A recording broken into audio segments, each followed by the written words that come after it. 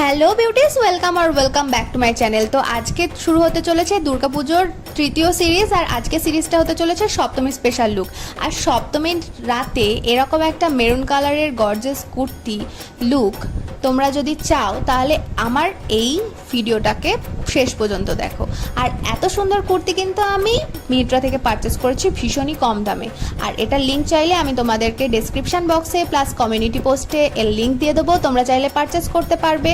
তো আমি কিন্তু ফার্স্টেই খুব ভালোভাবে স্কিন কেয়ার করে নিয়েছি, আর স্কিনটাকে প্রেপ করে নেওয়ার পরে কালার বারের একটা প্রাইমার ইউজ করে নিচ্ছি। আর এই কালার বারের প্রাইমারটা ভীষণই ভালো, পোর্সগুলোকে পুরো ব্লার করে দেয়। এরপরে ফাউন্ডেশন ইউজ করেছি যেটা ল্যাকমি 925-এর।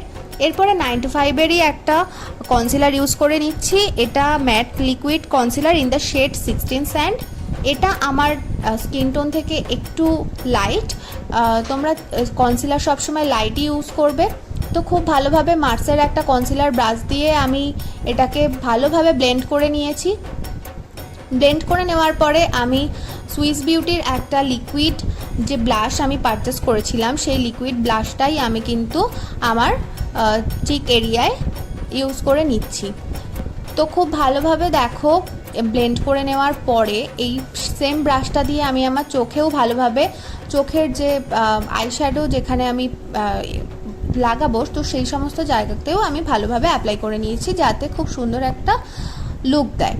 তো এরপরে সুগারের একটা ট্রান্সলুসেন্ট পাউডার দিয়ে খুব ভালোভাবে সেট করে নেওয়ার পরে আমি সুগারের এই ব্লাশটা দিয়ে পুরো চোখের আইলিডে অ্যাপ্লাই করে নিয়েছি। এরপরে এই আইশ্যাডো প্যালেটটা থেকে এই মেরুন কালারের শেডটা নিয়ে আমি চোখের আউটার কর্নার থেকে ক্রিন্স লাইন পর্যন্ত খুব ভালোভাবে এটাকে হাইলাইট করে নিচ্ছি, যাতে খুব ভালোভাবে এটা ব্লেন্ড হয়।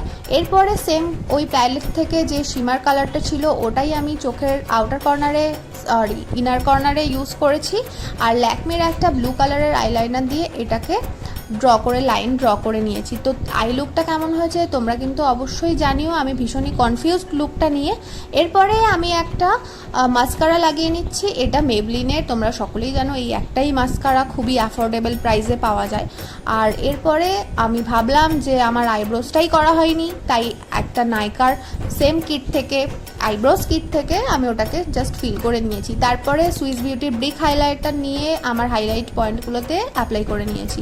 এরপরে লিপ শেডের জন্য আমি কালার বারেরই দুটো শেড নিয়ে নিয়েছি। ফার্স্টেই এটা হচ্ছে একটা ডার্ক ব্রাউন শেডে রয়েছে, এটা লাইনার মানে লিপটাকে ভালোভাবে এটা দিয়ে লাইন করে নেওয়ার পরে আর একটা যে শেড ছিল সেটা আমার লিপে পুরো ফিল করে নিয়েছি এবং দুটোকে খুব ভালোভাবে মিক্স করে নিয়েছি, যাতে একটা খুব সুন্দর মেরুনিশ লুক দেয়।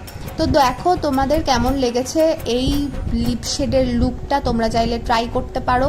আর লুকটাও কেমন হয়েছে তোমরা অবশ্যই জানিও। আমি ভীষণই কনফিউজড এই আই লুকের ব্যাপারটা নিয়ে। তো যাই হোক, স্টে টিউন।